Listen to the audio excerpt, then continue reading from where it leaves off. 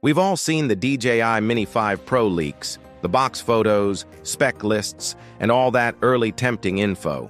But here as the angle most people aren't a T discussing, this Mini could be stepping so far up in weight, features, and price that it's practically knocking on the DJI Air's door. And if that's the case, it could totally change how people decide on their next drone. The Mini series has always been marketed as the travel-friendly choice.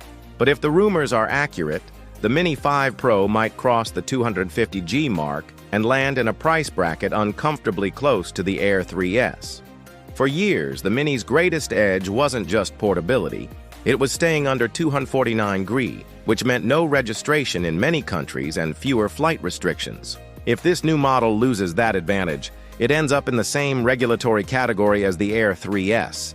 And for travelers chasing maximum freedom, that begs the question, why not just go bigger? Rumored upgrades include a 48mm medium telephoto mode, LiDAR-based obstacle detection, 4K at 120 FPS, and a 1-inch sensor.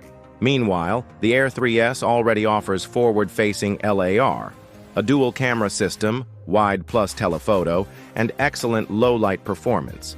That 1-inch sensor on the Mini 5 Pro might match the Air 3S's main shooter, but remember, it's still a single camera. The Air 3S gives you two, a 1-inch and a 1.3-inch CMOS, each with unique focal lengths, giving more creative framing options. Without the weight advantage, the real decision becomes, do you want one versatile camera or two distinct lenses that expand your storytelling possibilities?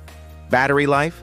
The Mini 5 Pro is rumored to get around 36 minutes on the standard battery, maybe 45 minutes with the Plus pack. The Air 3S also manages up to 45 minutes, but with more power, stronger wind resistance, and higher speeds. Weighing about 720 grams with more powerful motors, the Air 3S stays more stable in challenging conditions.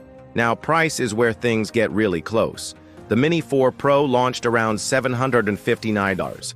If the Mini 5 Pro edges toward $900, it's sitting right next to the Air 3S in cost, and that could push many buyers toward the bigger, more capable model.